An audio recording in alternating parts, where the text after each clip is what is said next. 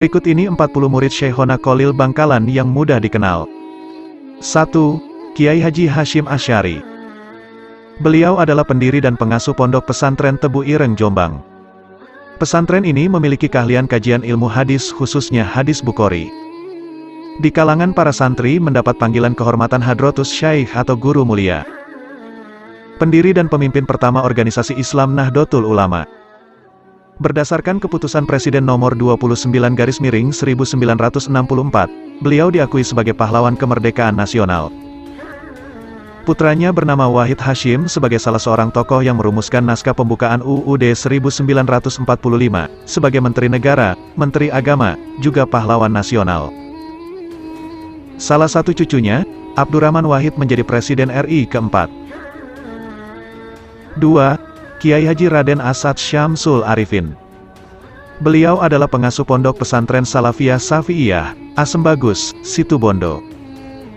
Pesantrennya dihuni belasan ribu orang santri. Beliau juga pemrakarsa berdirinya Pesantren Tinggi Lembaga Kader Fuqaha atau Mahat Ali. 3.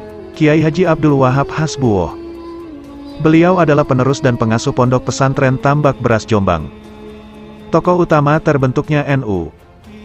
Pendiri Nahdlatul Wathon, Kebangkitan Tanah Air. Juga sebagai pelopor diskusi para cendekiawan Taswirul Afkar. Beliau juga mantan Rois Am NU kedua setelah Kiai Haji Hashim Asy'ari. 4. Kiai Haji Bisri Sansuri. Beliau adalah pendiri dan pengasuh pesantren Mambaul Ma'arif, Denanyar, Jombang. Pendiri Syarikat Islam Cabang Makkah, dan juga mantan Rois Am NU ketiga setelah Kiai Haji Wahab Hasbuwoh. 5. Kiai Haji Maksum Lasem. Beliau adalah pendiri dan pengasuh pesantren Al-Hidayah, Lasem, Rembang. Seorang kiai yang konservatif dengan wawasan luas dan mendalam. Dikenal sangat ketat dalam menerapkan hukum Islam. 6. Kiai Haji Bisri Mustafa. Beliau adalah pendiri dan pengasuh pesantren Raudhatut Thalibin, Rembang. Beliau dikenal sebagai mufasir Al-Quran. Kitab tafsirnya dapat dibaca sampai sekarang, berjudul Al-Elbris Fima, Rifati Tafsiril Quranil Aziz. Sebanyak 30 jilid tebal, berhuruf Jawa Pegon. 7. Kiai Haji Muhammad Sidik. Beliau adalah pendiri dan pengasuh pesantren Sidikiyah, Jember. Ketika Sidik nyantri pada Kiai Kholil, pernah menimba air sumur yang berisi berlian. Lalu Sidik berkata, "Bukan ini yang aku kehendaki, aku hanya ingin semua keturunanku menjadi orang yang mulia," sambil mengembalikan semua berlian ke dalam sumur. Selesai menimba ilmu, Kiai Kholil menyuruh Sidik menempati daerah Jember. Kelak nama kota tersebut dikenal dengan nama Jember. 8. Kiai Haji Muhammad Hasan Genggong. Beliau adalah pendiri dan pengasuh Pondok Pesantren Zainul Hasan Genggong. Pesantren ini memiliki ribuan santri dari seluruh penjuru Indonesia. Pendidikan umum mendapat porsi sama dengan ilmu agama. Keberadaan Universitas Zainul Hasan sebagai bukti hal ini. 9.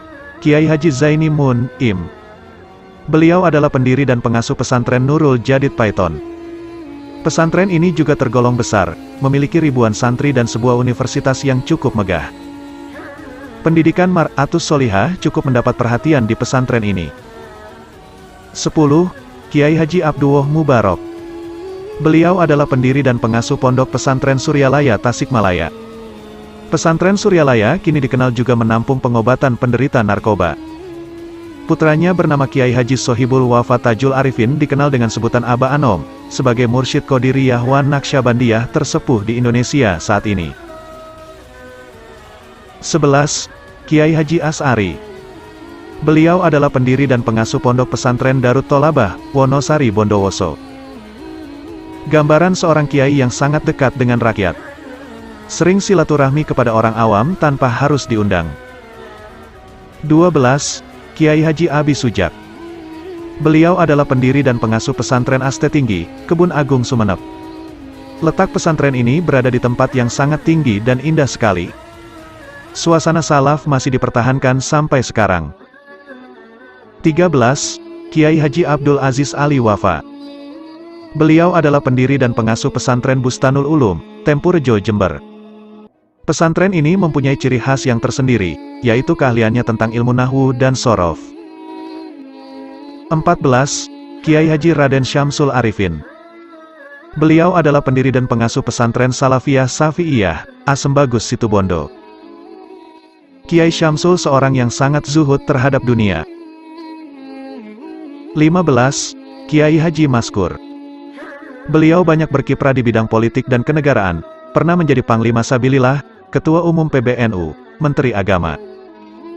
Dr. Ruslan Abdul Ghani menilai Kiai Haji Maskur seorang negarawan karena selalu mengutamakan kepentingan negara dan bangsa di atas kepentingan sendiri dan kelompok. 16. Kiai Haji Usmuni.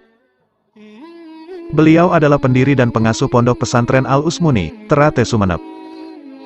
Nampaknya Kiai Usmuni mewarisi karomah Kiai Kholil. Seringkali ucapan dan perilakunya menjadi fakta. Semasa muda, beliau sering bertapa di Gua Pajudan, Pamekasan. 17. Kiai Haji Karimuoh. Beliau adalah pendiri dan pengasuh Pondok Pesantren Taman, Bondowoso. Pesantren ini sekarang dikenal dengan Pesantren Miftahul Ulum. Suasana salaf tetap dipertahankan di pesantren ini. 18. Kiai Haji Abdul Karim. Beliau adalah pendiri dan pengasuh Pondok Pesantren Lirboyo, Kediri. Seorang figur kiai yang selalu mengingat guru-gurunya. Menjelang wafatnya ia selalu berucap, "Donga-dongano, aku mati diakone santrin Kiai Kholil, sebab leku golek ilmu kawit durung balik, doakan, aku mati diakui santrinya Kiai Kholil. Sebab, sebelum balik aku sudah menuntut ilmu." 19. Kiai Haji Munawir. Beliau adalah pendiri dan pengasuh Pondok Pesantren Al-Munawir, Krapiak, Yogyakarta. Sebuah pesantren spesialis Al-Quran baik bin Nador, dengan melihat Al-Quran, maupun bil goib, hafalan seluruh Al-Quran. Selain itu, kajian qiraat sab'ah juga diajarkan. Salah seorang keturunannya bernama Ahmad Warson Munawir mampu membuat kamus sebesar kamus Munjid, berjudul Kamus Al-Munawir setebal lebih dari 1.500 halaman. 20. Kiai Haji Hozin. Beliau adalah pendiri dan pengasuh Pondok Pesantren Siwalan, Panji, Sidoarjo.